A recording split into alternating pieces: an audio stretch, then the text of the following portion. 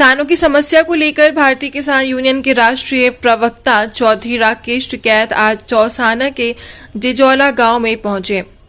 इससे पहले खोडसमा में राकेश टिकैत का स्वागत किया गया और राकेश टिकैत खुद भी ट्रैक्टर चलाकर ट्रैक्टरों के काफिले के साथ मंच तक पहुंचे, जहां उन्होंने कई मुद्दों पर बोलते हुए सरकार पर भी जमकर निशाना साधा। सभा की अध्यक्षता भाड़ी गांव के प्रधान खलील अहमद तथा संचालन भैंसवाल के देवराज पहलवान ने किया। कार्यक्रम के संचालन युवा मोर्चा जिला अध्यक्ष चौधरी रहे। राष्ट्रीय प्रवक्ता चौधरी राकेश टिकैत ने कहा कि सरकार फूट डालो राज करो की राजनीति कर रही है। सरकार किसानों को बांटने का काम कर रही है। पूंजीपतियों के लिए किसानों की जमीन बेचना चाहती है, उन्हें मजबूर बनाना चाहती है कि ऐसे में हमें सरकार के साथ संगठित होकर लंबी लड़ाई लड़नी होगी और इसके लिए हमें संगठित होकर रहना पड़ेगा। दूसरी ट्रैक्टरों की उम्र निर्धारित करके भी किसानों को कंगाल करने का काम कर रही है। उन्होंने कहा कि हमारी लड़ाई भारत सरकार से है, मगर उससे पहले हरियाणा की सरकार से अभी बात करनी पड़ेगी।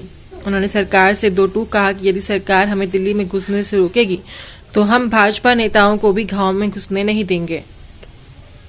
सभा के मलिक खाप के बाबा श्याम सिंह, सचिन खोडसमा, टोडा सिकारूराम, थाम्बेदार और सनोज टोडा, शांत प्रधान दरगाहपुर, शौकिंदर सिंह, कपिल खाटियान, रविंद्र राणा, मोहर सिंह खोडसमा आदि मौजूद रहे। और ये तो उद्गम स्थल है, जो शामली जिला है हमारा, ये है जो ये स्थान है। पहले मुजफ्फरनगर इकट्ठा था, आज ये शामली, क्योंकि बहुत बच्चों के फोन आए, आज भी फोन आए, कल भी फोन उनके आए कि जी हम क्या करें, आप ही नहीं बोल दोगे तो कौन बोल लगा।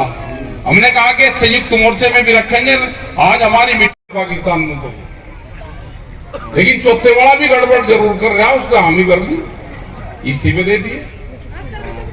बहुत बुरा स्थिति है पूरे दुनिया की। किस पार्टी ने बनाया, आप उसके खिलाफ मुकदमे लिखवाओ, उसके खिलाफ ये करो कि ये झूठा था, ये बताओ आप। ये किसान को 5 साल मीटर लगने देगा, जो आपके घोषणा पत्र में होगा हम उस पर चलेंगे।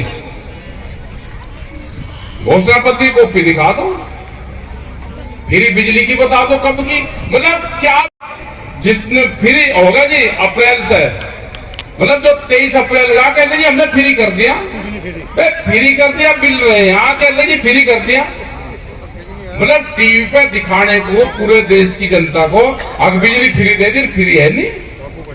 अधिकारियों से बात करते हैं कि हमारे पास तो कोई आदेश है नहीं। क्षेत्र में आने का आयोजन क्या कहता है आप, क्या किन मांगों पर? देखो, मांग हमारी ये है कि किसानों को जागृत करना, उनकी बात सुनना, सरकारों के अत्याचार बढ़ाएंगे उसके लिए तैयार रहना। ये है जो पंजाब के किसानों के साथ में हो रहा है, वो यहाँ पे भी होगा। हरियाणा सरकार से अभी लड़ाई नहीं थी, अभी भारत सरकार से हमारे इशू हैं, लेकिन सबसे ज्यादा दिक्कत पंजाब और यहाँ के किसानों को हरियाणा सरकार कर रही है। 2 दिन दूर भी नहीं कि हरियाणा और यहाँ के किसान इकट्ठे ज्वाइंट मीटिंगें करेंगे। वो होगा अभी एसकेएम की 22 तारीख में मीटिंग चंडीगढ़ में, हम निर्णय वहां पर लेंगे। हमारा एमएसपी गारंटी कानून वो सरकार को बनाना है, आज बना ले वो कल बना ले, आने वाली सरकार बना दे, क्योंकि व्यापारी को फायदा देने के लिए वो कानून नहीं बना रहे। व्यापारी सस्ते में लूटता है जमीनें, फसलें, सरकार उसको फायदा देती है। 800, 1000, 1200 रुपए में वो धान लेता है, आन के वो बेचता है, यहाँ पर बड़े बड़े सेलर लगे हुए, और फिर पब्लिक को बाजार भाव पर बेचता है। एमएसपी के नाम पे भी पहले हरियाणा में यहाँ का किसान भी अपनी फसलें बेचता था, आज हरियाणा के किसान की फसल नहीं बिक रही। सरकार खरीद तो पूरी कर रही, लेकिन व्यापारी से खरीद कर रही 60%। ये हमारे इशू है, बिजली अमेंडमेंट बिल का है। सर, सरकार मोदी जी की गारंटी, मोदी जी हर बार बोल रहे कि मेरी गारंटी है, लेकिन किसानों की समस्याएं जो कि तो हैं, किसान की आय दुगनी, सरकार बोल रही है किसान की आय दुगनी हो चुकी है, किसानों को बिजली के लिए बोल रहे हैं, कर कुछ नहीं रहे। ये मैसेज देना चाहते हैं हम किसान के लिए बहुत कर रहे हैं। आम जनता में किसान के खिलाफ नफरत पैदा कर रहे हैं। अभी जो आंदोलन चल रहे पंजाब वाले, उसमें पूरी निगेटिव बात करा रही, खास करके अगर सिख समाज से लोग हैं तो उनको खालिस्तानी बताया जा रहा, मुस्लिम है तो आतंकवादी बताया जा रहा, आदिवासी लोग हैं तो उनको नक्सलाइट बताया जा रहा। जो भी देश में आंदोलन करेगा, अपनी बात उठावेगा या तो मुकदमा दर्ज होगा। वो ज्यादा बल्क संख्या में बड़ी में तो उसको किसी न किसी एक इस तरह के संगठन से जोड़ दिया जाएगा उसको, कि जिससे देश की जनता में नफरत फैले उसके प्रति। तो साहब आपके द्वारा एक ट्वीट किया गया अभी कि इस बार जो आंदोलन होगा ऐसा खड़ा किया जाएगा 13 महीने से ज्यादा चलेगा। किस प्रकार का आंदोलन? ये आंदोलन तो चल रहे हैं, आंदोलन तो है वैचारिक आंदोलन, दुनिया के सबसे बड़े आंदोलन है। विचार से लोगों को प्रभावित करो, ये आंदोलन नहीं है। चौधरी साहब 2024 का लोकसभा चुनाव आ रहा है, क्या आपके धरनों पर इनका असर पड़ेगा? हमें नहीं पता जी 2000 उसका धरने का क्या असर पड़ेगा।